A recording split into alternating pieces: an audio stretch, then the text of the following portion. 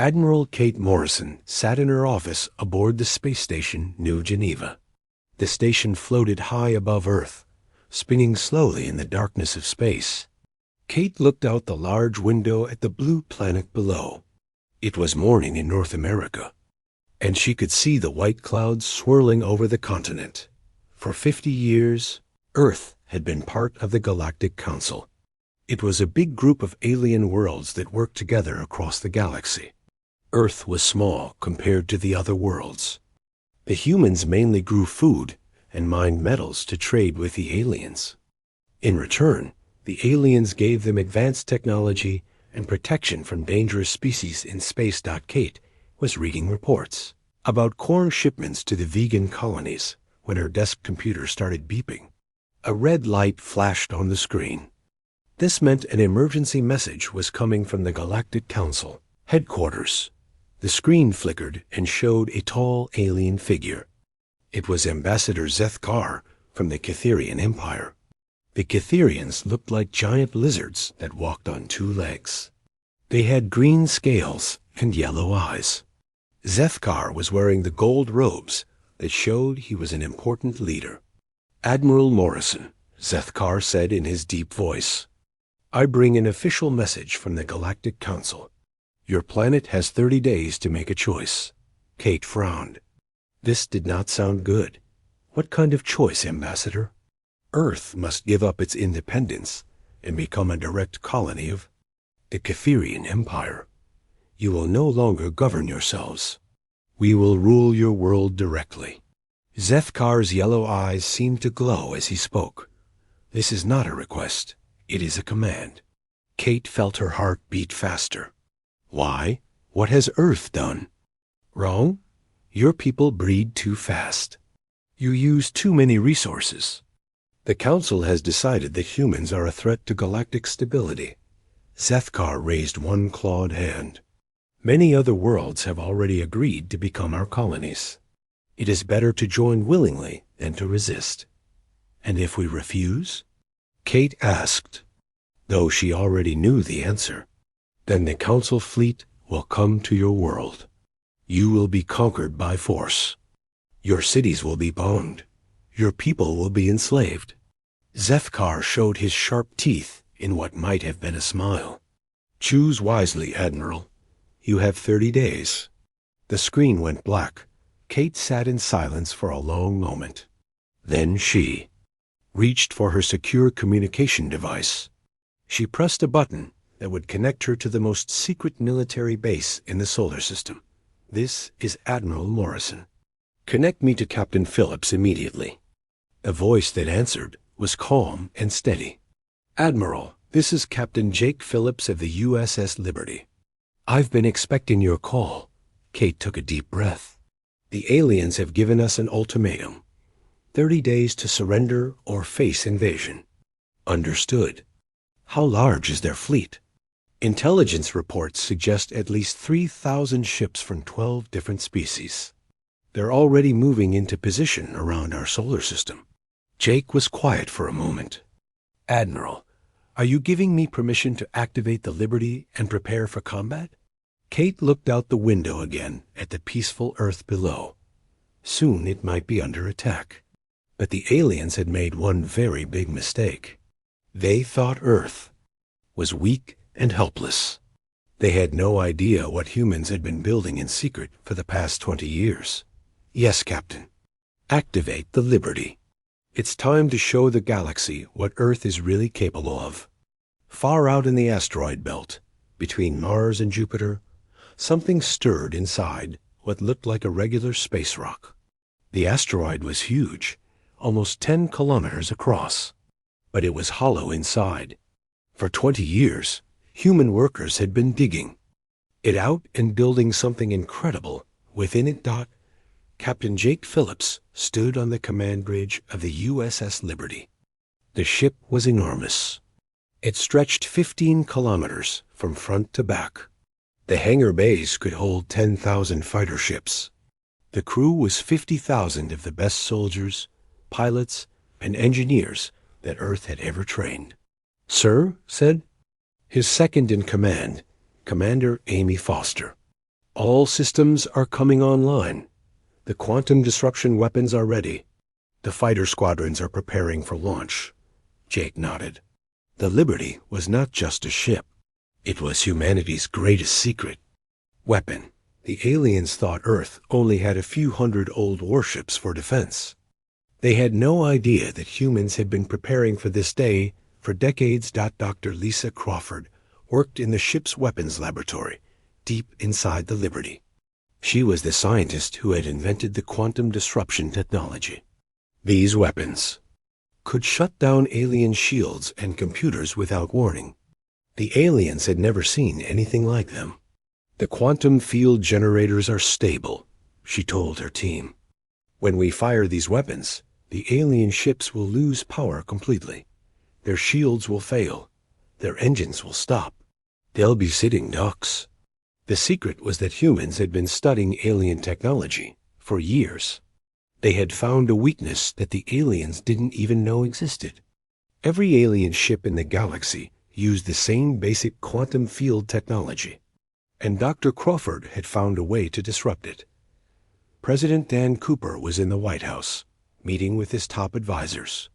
He was a tall man with gray hair and serious eyes. He had known about the Liberty Project since he took office.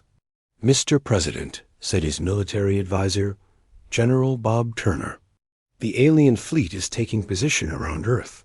They expect us to surrender without a fight." "Are they in for a surprise?" Cooper said grimly. "How long until the Liberty is ready?" "Captain Phillips reports that all systems will be online within 6 hours. The hidden fleet is also preparing to emerge from the asteroid belt." Cooper stood up and walked to the window. Outside, people were going about their normal lives. They had no idea that alien warships were surrounding their world. But they also had no idea that their military had been preparing for this moment for 20 years. "General, I want you to send a message to all our hidden bases. Tell them to prepare for Operation Revelation. It's time to show the galaxy that Earth is not the weak farming world they think we are." The alien fleet was massive. Admiral Vextil commanded the Catherian dreadnought Sword of Dominion. He was a veteran of 100 battles. To him, conquering Earth would be easy. The humans had no real military. They were farmers and miners, not warriors. "Admiral," said his tactical officer, "our scouts report that the human defense fleet is moving away from Earth. They appear to be retreating toward the outer solar system." Vexthal laughed. "Of course they are running. They know they cannot fight us. Order the fleet to advance.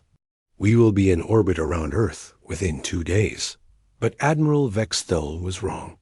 The human ships were not retreating. They were moving into position for the greatest military surprise in galactic history. In the asteroid belt, the USS Liberty was powering up its massive engines. Soon, the aliens would learn that they had made a terrible mistake. Earth looked peaceful from space, but hidden in the rocks and darkness of the asteroid belt, humanity was preparing to fight for its freedom. The aliens thought they were conquering a weak world. Instead, they were walking into a trap that had been 20 years in the making. The alien fleet moved through space like a dark cloud. 3,000 warships from 12 different species surrounded Earth's solar system. The ships were huge and powerful. Some were as long as cities. Others looked like giant insects with metal wings. The Catherian ships were the largest, with thick armor and massive weapons. Admiral Vexthal stood on the bridge of his flagship, the Sword of Dominion. The ship was 2 kilometers long and covered in weapon turrets. He had conquered 47 worlds in his long career. Earth would be number 48. "Status report," he ordered his crew. "All ships are in position around the human solar system," reported his tactical officer, Sub-Commander Clark H. "The human defense fleet appears to be retreating toward the outer planets." Vexthal looked at the display screen. It showed the positions of all the ships in the system. The human fleet was small, maybe 200 ships.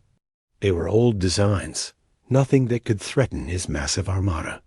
The humans are cowards, he said. They run before we even attack. This will be easier than I thought.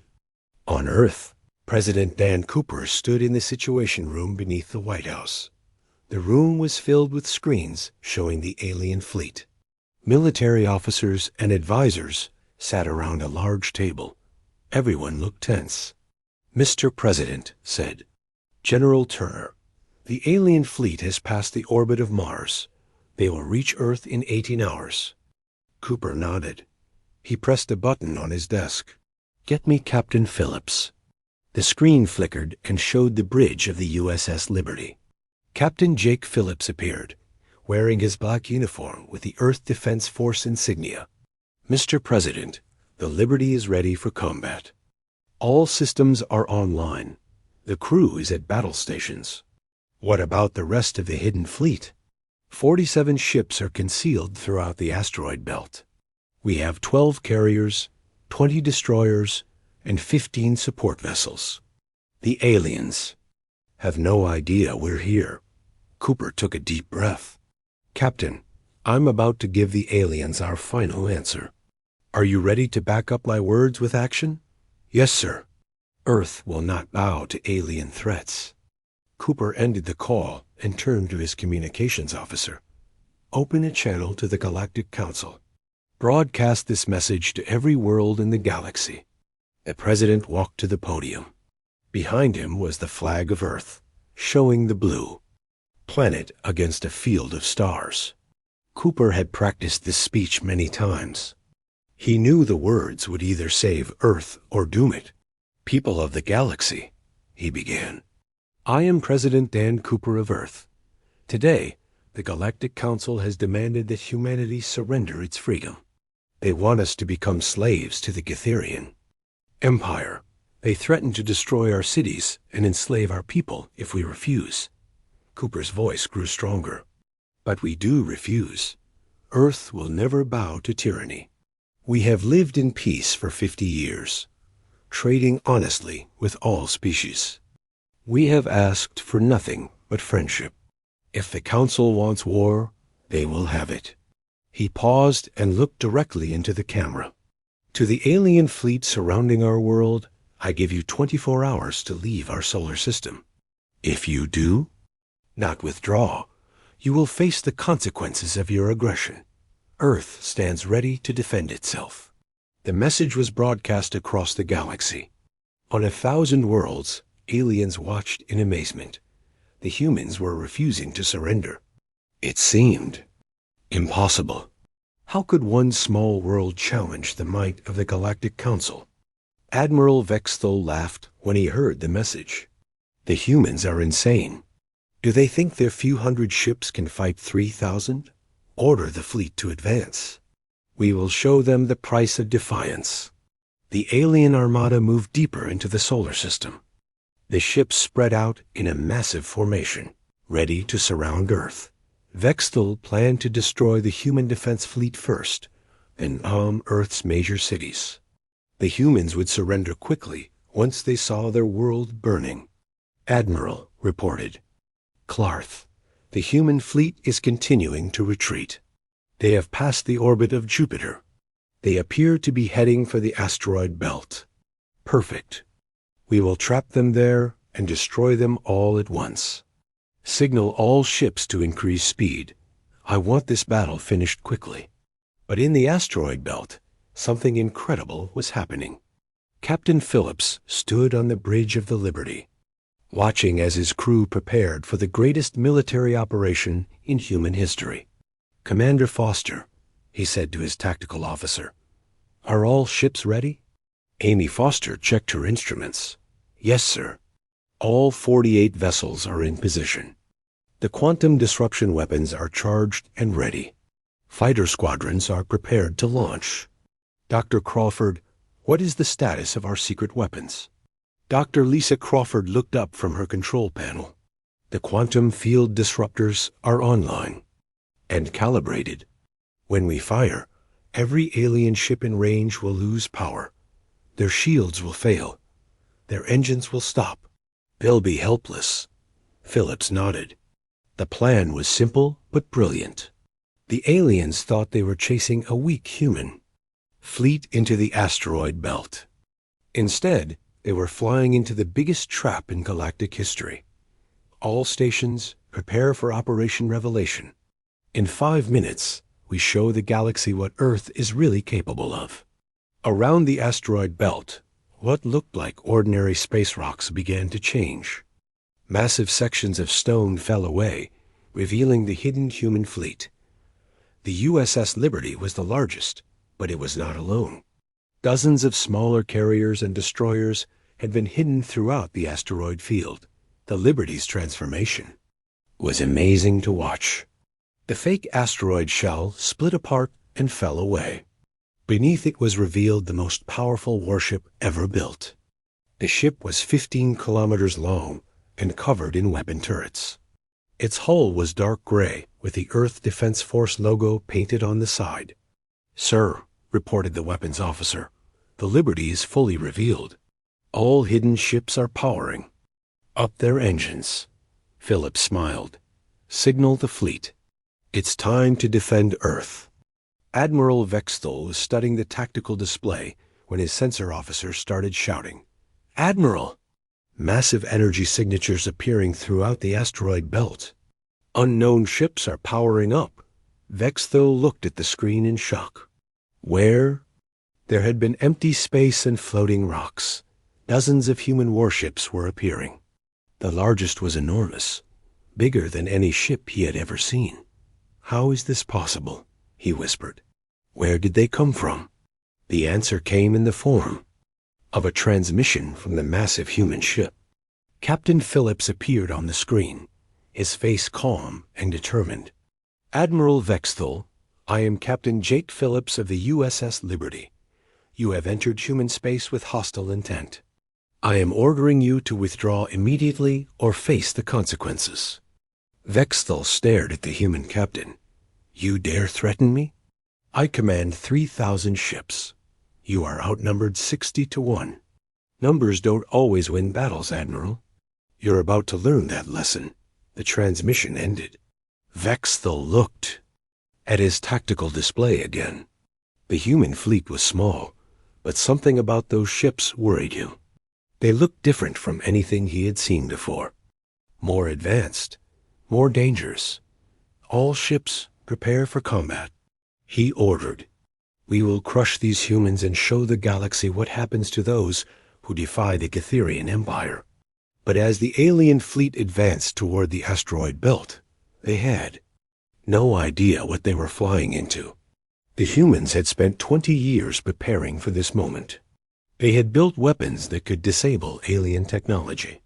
They had trained their crews to fight against impossible odds. Most importantly, they had the element of surprise. The aliens expected to fight a weak, primitive enemy. Instead, they were about to face the most advanced military force in the galaxy. USS Liberty's engines glowed brighter as the massive ship began to move. Around it, the hidden human fleet emerged from their hiding places among the asteroids. The trap was set. The aliens were walking into it. The battle for Earth was about to begin. The USS Liberty moved through space like a giant metal mountain. Its massive hull caught the light from the distant sun, making it gleam like polished steel. Captain Jake Phillips stood on the bridge, watching the alien fleet approach. 3,000 enemy ships spread across space in a formation that looked like a deadly cloud. "Distance to enemy fleet?" Phillips asked. 50,000 kilometers and closing, reported Commander Amy Foster. "They're moving in attack formation. All weapon systems are powered up." Phillips nodded. "Dr. Crawford, are the quantum disruptors ready?" Dr. Lisa Crawford checked her instruments one last time. "All systems are green, Captain." "The quantum field. Generators are at full power. When we fire, every alien ship in range will lose power instantly." "Excellent. Signal all ships in the hidden fleet. Operation Revelation begins now. The Liberty's weapon courts opened along its massive hull. Dozens of turrets emerged, each one housing a quantum disruption cannon. These weapons were humanity's greatest secret. They could shut down alien technology by disrupting the quantum fields that powered their ships. Admiral Vexthul watched the human fleet from his command bridge. The ships looked strange and dangerous, but he commanded 3,000 vessels. No force in the galaxy could stand against such numbers. All ships target the large human vessel, he ordered. We will destroy their flagship first, and the rest will surrender. The alien fleet opened fire. Thousands of energy beams and missiles streaked through space toward the Liberty. The attack was so massive that it lit up the darkness like a deadly fireworks display. But the Liberty was ready. Its defensive shields glowed bright blue as they absorbed the incoming fire. The ship's armor was unlike anything the aliens had seen before. It was made from materials found only in Earth's asteroid belt, stronger than anything in the galaxy. Shields. Holding at 80%, reported the defense officer. Hull armor is intact. Phillips smiled. Their weapons are exactly what we expected. Return fire. All ships engage the enemy. The Liberty's quantum disruption cannons fired in perfect coordination. The weapons did not shoot energy beams or missiles. Instead, they sent out invisible waves that attacked the basic structure of matter itself. The alien ship's shields flickered and failed as the quantum fields that powered them collapsed. The effect was immediate and devastating. Hundreds of alien ships suddenly lost power. Their engines stopped. Their weapons went silent. Their life support systems failed. The ships drifted helplessly through space, their crews trapped inside dying vessels. What's happening? Vexthul shouted as his own ship's lights began to flicker. Why are our shields failing? His tactical officer, Clartage, checked his instruments. Frantically. Admiral, the humans are using some kind of new weapon. It's disrupting our quantum field generators. Ships throughout the fleet are losing power. Vexthul looked at the tactical display in horror. Red dots showed dead ships scattered throughout his formation. In the first minute of battle, he had lost over 400 vessels. Impossible, he whispered. No weapon can do this. But the human attack was just beginning. From the Liberty's massive hangar bays, thousands of fighter ships poured out like angry wasps. The fighters were small and fast, designed specifically to fight against alien technology. Squadron leader Rick Hayes led the first wave of fighters. He was Earth's best pilot, with reflexes enhanced by years of training in zero gravity. His squadron had practiced this attack countless times in simulation. Red Squadron, follow me, he said over the radio. Target the alien command ships. Remember, their shields are down. Hit them hard and fast. The human fighters swept through the alien formation, their advanced missiles and energy weapons causing massive damage. The alien ships tried to fight back, but their weapon systems were failing. The quantum disruption had left them nearly defenseless. On the Liberty's bridge, Phillips watched the battle unfold. The plan was working perfectly. 20 years of secret preparation were paying off. Commander Foster, what's our status? He asked. We've destroyed or disabled over 800 alien ships in the first 10 minutes. Our losses are minimal. The Hidden Fleet is performing as expected. Throughout the asteroid belt, the other human ships were revealing themselves. Carriers launched more fighter squadrons. Destroyers fired their quantum weapons at alien cruisers. Support ships provided cover and repair services. Dr. Crawford worked frantically in the weapons control center. Each alien ship that was destroyed provided new data about their technology. She used this information to make the quantum weapons even more effective. Captain, she reported, I'm detecting at least 12 different alien shield technologies. Our weapons are adapting to counter. All of them. The enemy has no defense against quantum disruption. The battle was turning into a massacre. The aliens had expected to fight a weak human fleet with old weapons. Instead, they faced advanced technology that made their own ships useless. The quantum disruption weapons were beyond anything they had imagined. Admiral Vexthul tried to rally his forces, but it was hopeless. His flagship, the Sword of Dominion, was losing power. The massive dreadnought that had conquered 47 worlds was now drifting helplessly through space. All ships retreat, he ordered. Fall back to the outer system. We must regroup and call for reinforcements. But the human fleet would not let them escape easily. Phillips had planned for this moment. He knew the aliens would try to retreat. When they realized they were losing, all units, pursue the enemy. Don't let them escape. We need to capture as many ships as possible for intelligence. The Liberty's engines roared to life, pushing the massive ship forward at incredible speed. The hidden human fleet followed, chasing the retreating aliens through the asteroid belt. Rick Hayes and his fighters continued their attacks on the fleeing alien ships. The enemy vessels were easy targets without their shields.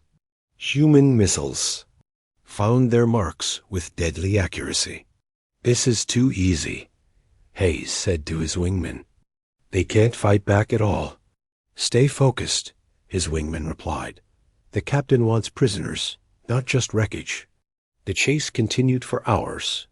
The human fleet hunted down the scattered alien survivors, disabling their ships and capturing their crews. The aliens had never experienced such a complete defeat. By the end of the first day, the great alien armada was destroyed. Of the 3,000 ships that had threatened Earth, fewer than 200 survived. These were fleeing toward the edge of the solar system. Their crews in panic. Captain Phillips stood on the Liberty's bridge, looking at the tactical display. The space around Earth was filled with wrecked alien vessels. The threat to humanity was over, at least for now. Commander Foster, what are our casualties? He asked. We lost 12 fighter ships and suffered minor damage to 3 destroyers. No major vessels were destroyed. Total human casualties are 43 killed and 97 wounded. Phillips nodded grimly. The price of victory had been surprisingly low. The aliens had paid dearly for underestimating humanity. Dr. Crawford, how many alien ships did we capture intact? 74 vessels, including 2 command ships. We should be able to learn a great deal about their technology and military organization.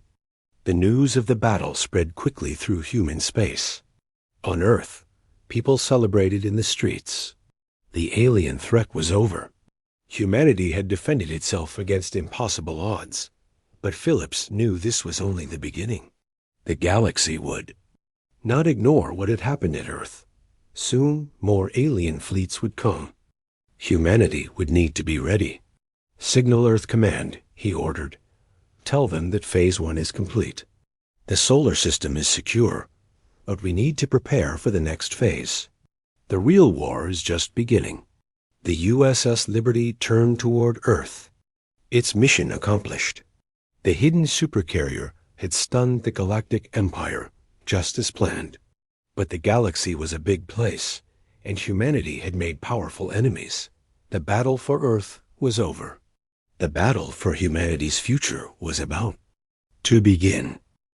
The USS Liberty moved through space at incredible speed. Captain Jake Phillips stood on the bridge, watching the fleeing alien ships on his display screen. Less than 200 vessels remained from the original fleet of 3,000. They were running toward the edge of the solar system, hoping to escape and warn the Galactic Council. Captain, said Commander Amy Foster, the surviving alien ships are heading for the hyperspace jump point near Pluto. If they reach it, they'll be able to warn their home worlds about our capabilities. Phillips nodded. That's exactly what we can't allow to happen. The element of surprise is our greatest advantage. If the galaxy learns about our quantum weapons too soon, they'll have time to develop countermeasures. Dr. Lisa Crawford looked up from her science station. Sir, our intelligence suggests that the aliens will try to regroup at the Proxima Centauri system. It's the closest Catherian military base to Earth. How long until they reach the jump point? 6 hours at their current speed, Foster replied. But sir, they're faster than us in hyperspace. Once they jump, we might not be able to catch them. Phillips smiled. That's what they think. Dr. Crawford, how are those new hyperspace drives working? Crawford's eyes lit up. The quantum-enhanced drives are performing beyond expectations. We can travel 3 times faster than any alien ship. They have no idea what we're capable of. For 20 years, Earth scientists had been studying captured alien technology. They had found ways to improve hyperspace travel that the aliens had never imagined. The Liberty and its fleet could jump across the galaxy faster than any other. Ships in existence. All ships, prepare for hyperspace pursuit, Phillips ordered. We're going to catch those aliens before they can spread the word about Earth's defenses. The Liberty's engines glowed brighter as the massive ship accelerated. Behind it, the hidden human fleet followed in perfect formation. They were no longer hiding. The secret was out, and now they had to make sure it didn't spread too far. Admiral Vexthal sat in his damaged command chair aboard the Sword of Dominion. His flagship was barely functioning.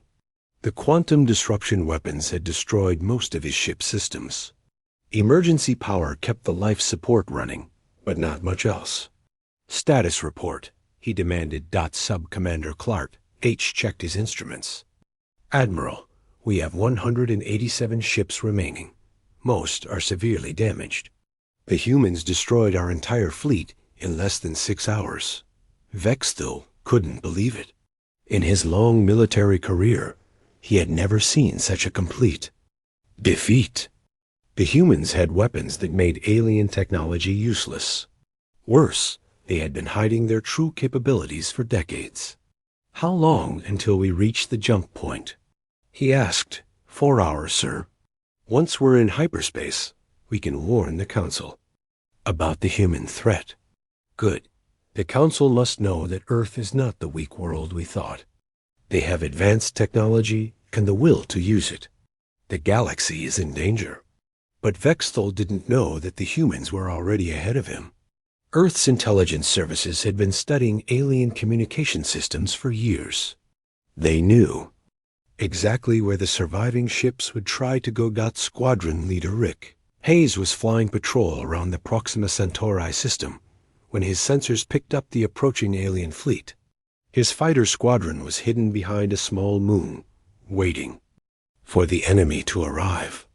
Control, this is Red Leader, he said over the radio. I have visual on the alien survivors. They're coming in fast, but they look badly damaged. The voice of Captain Phillips came through the radio. Red Leader, do not engage until I give the order. We want to capture as many of those ships as possible. The intelligence they carry is vital. Hayes watched as the alien ships limped into the system. They were trying to reach the Catherian military base on Proxima B. The base was supposed to be heavily defended, but the aliens were in for another surprise. 2 days earlier, a human strike force had captured the base. The aliens manning it had been overwhelmed by quantum disruption weapons. Now the base was under human control, and the surviving alien fleet was flying into another trap. The Liberty emerged from hyperspace just as the alien ships reached the planet.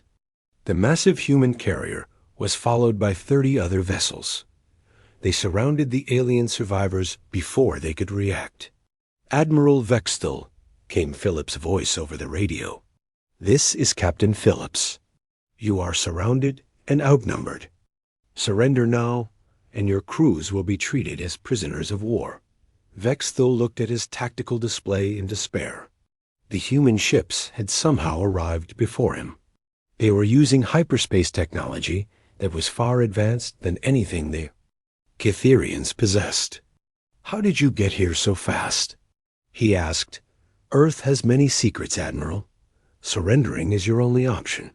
Your ships are damaged, and your weapons are useless against our technology." Vexthal knew Phillips was right. His fleet was broken and helpless, but he also knew that surrendering meant the end of his career and possibly his life. The Cytherian Empire did not forgive failure. "I have one last option," he said quietly to Clark H. "Prepare to transmit all our battle data to the Council. They must know what happened here." But the humans were ready for this too. Dr. Crawford had been monitoring alien communications throughout the battle. The moment the alien ships tried to transmit, her quantum disruptors jammed their signals. "Captain," she reported, "the aliens are trying to send a message to their home worlds." "I'm blocking all transmissions." Phillips nodded. "Excellent. Dr. Crawford, I want you to study their communication systems.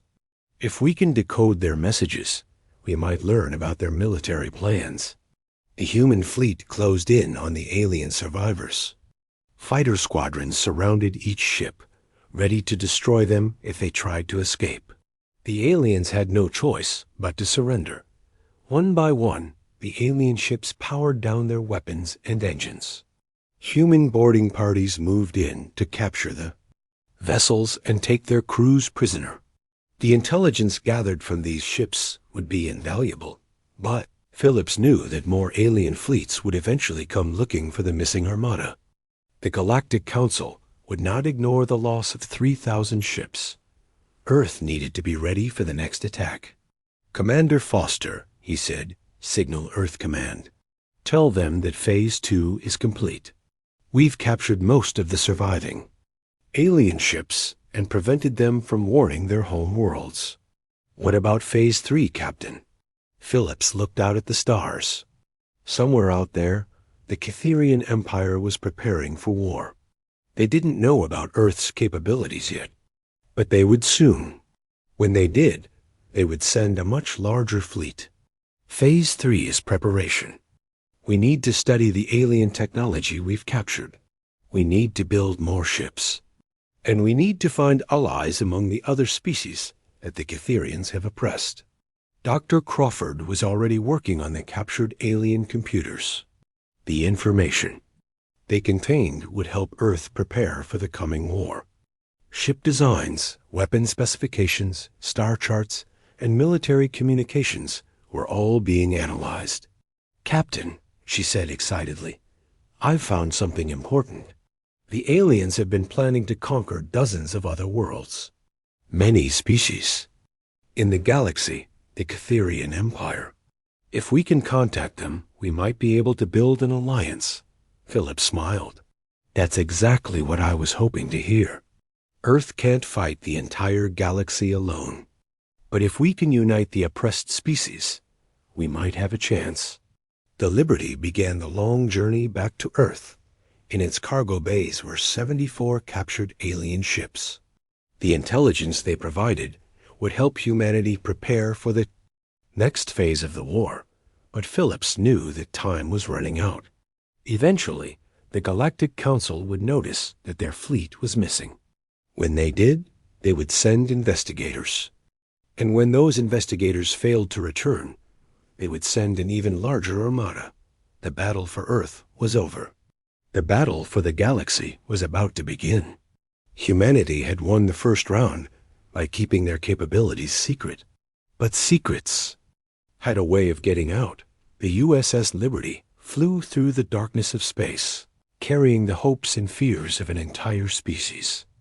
The hidden supercarrier had stunned the Galactic Empire, but the Empire was vast and powerful. The real test was still to come. Earth had shown the galaxy that humanity would not be enslaved.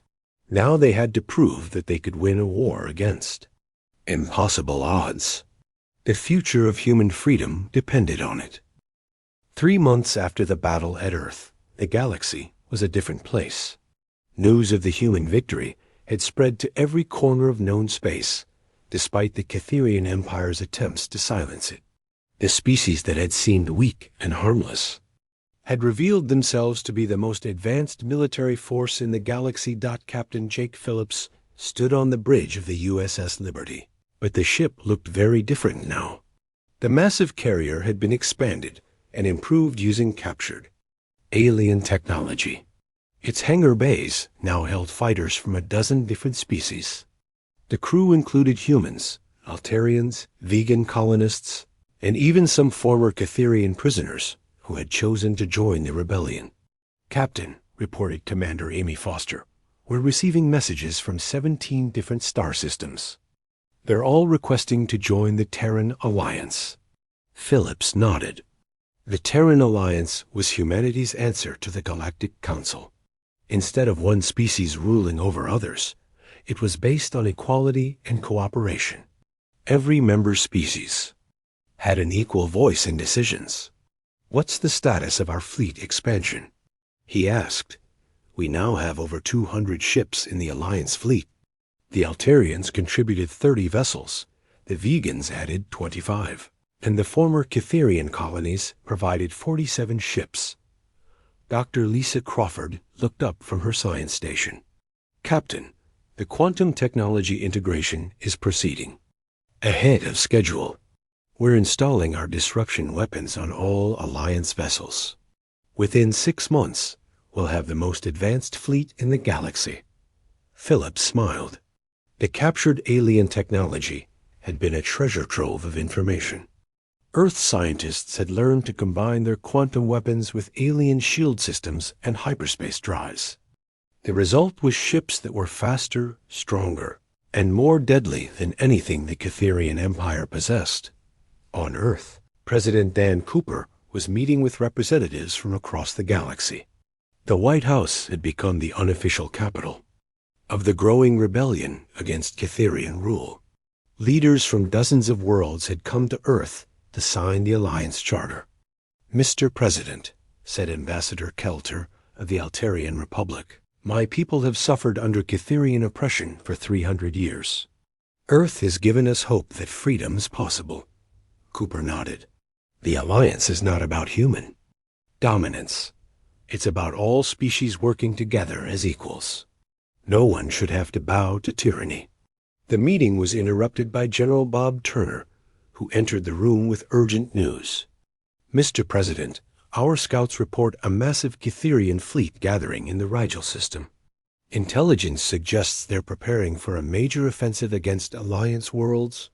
Cooper's expression grew serious. "How large is this fleet?" "Over 10,000 ships, sir. It's the largest military force the Empire has ever assembled. They're calling it the Final Solution Fleet." Ambassador Kelter looked worried. 10,000 ships? Even with our advanced weapons, can we fight such numbers? Cooper stood up and walked to the window. Outside, he could see construction crews working on new defense satellites. Earth had become an armed fortress, protected by the most advanced military technology in the galaxy. "We're not the same species that almost surrendered 3 months ago," he said. "We've learned, we've grown, and we're not alone anymore." Back on the Liberty, Captain Phillips was coordinating the Alliance's response to the Catherian threat. The ship's command center had been expanded to accommodate officers from multiple species. The diversity of the crew was one of the Alliance's greatest strengths. "Admiral Morrison," Phillips said to his superior, who had been promoted after the victory at Earth, "what's our fleet status?" Admiral Kate Morrison studied the tactical display. "We have 237 ships ready for combat. The quantum weapons are installed and tested. Our pilots have been training together for months." "What about intelligence on the Catherian fleet?" "Dr. Crawford has been analyzing their communications. It seems they've learned about our quantum weapons and are trying to develop countermeasures." Dr. Crawford joined the conversation. "The good news is that their technology is still based on the same quantum principles we learned to disrupt. The bad news is that they're trying to modify their shields to resist our weapons." Phillips frowned. "How much time do we have?" "Based On their fleet movements, I estimate 6 weeks before they're ready to attack. But Captain, there's something else. Our spy network has discovered that several Cytherian worlds are considering rebellion. The news of our victory has inspired uprising across the Empire. This was the moment Phillips had been waiting for. The Alliance was not just about defending Earth. It was about freeing the entire galaxy from Cytherian oppression. "Signal all Alliance commanders," he ordered. "It's time for Operation Liberation. We're going to take the fight to the enemy." The plan was bold and dangerous. Instead of waiting for the Cytherian fleet to attack, the Alliance would strike first. They would hit key Cytherian military bases while supporting rebellions on oppressed worlds. Squadron leader Rick Hayes was briefing his pilots in the Liberty's main hangar. His squadron now included fighters from 6 different species, but they had trained together until they fought as one unit. "Listen up, everyone," he said to the mixed group of human, Altarian, and vegan pilots. "We're going to hit the Cytherian shipyards at Arcturus. These yards produce half of their military vessels. If we can destroy them, we'll cripple their ability to build new ships." A young Altarian pilot raised her hand. "Squadron leader, what about the defense platforms around Arcturus?" Hayes smiled. "That's where our quantum weapons give us the advantage. Those platforms can't function without their shield generators. One quantum pulse, and they'll be sitting ducks." The mission launched 2 days later. The Liberty led a fleet of 50 ships toward the Arcturus system. It was the deepest penetration into Cytherian space that any enemy force had ever attempted. The attack was a complete surprise. The Cytherian defenders had no warning before quantum disruption weapons shut down their defenses. Within hours, the massive shipyards were destroyed. Thousands of partially built warships were reduced to scrap metal, but the real victory came from an unexpected source. As the Alliance fleet prepared to withdraw, they received a transmission from the planet's surface. "Alliance ships, this is General Vortak of the Cytherian Planetary Defense Force. We are tired of serving an empire that treats us as slaves. We wish to join your alliance."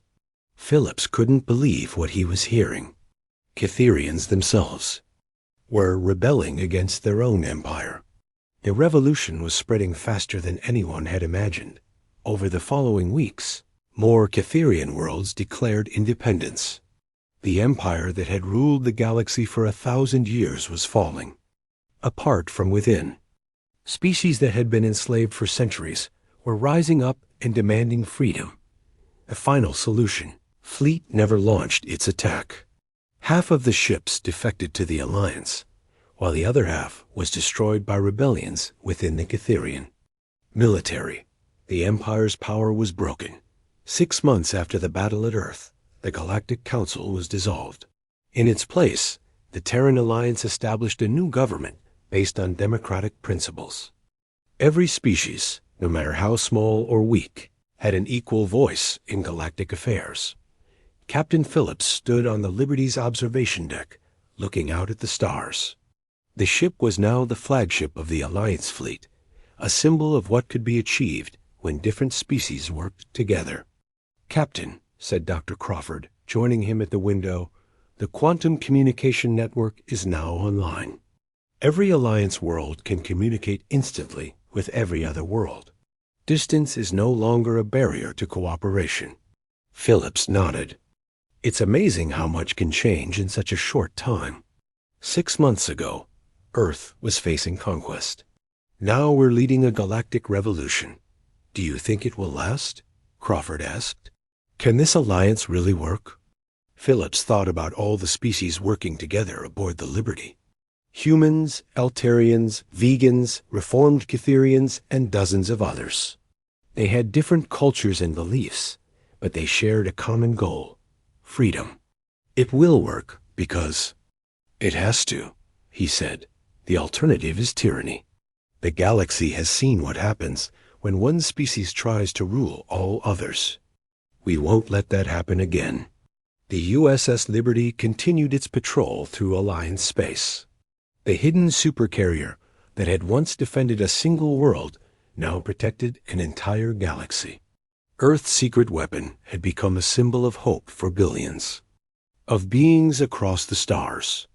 The Catherian Empire was finished, but the work of building a free galaxy had just begun. There would be challenges ahead, conflicts to resolve, and new threats to face. But for the first time in galactic history, all species would face them together as equals. Humanity had shown the galaxy that there was an alternative to conquest and oppression. The age of empires was over. The age of the Alliance had begun. And at its heart was the principle that Earth had always believed in, that all beings had the right to be free.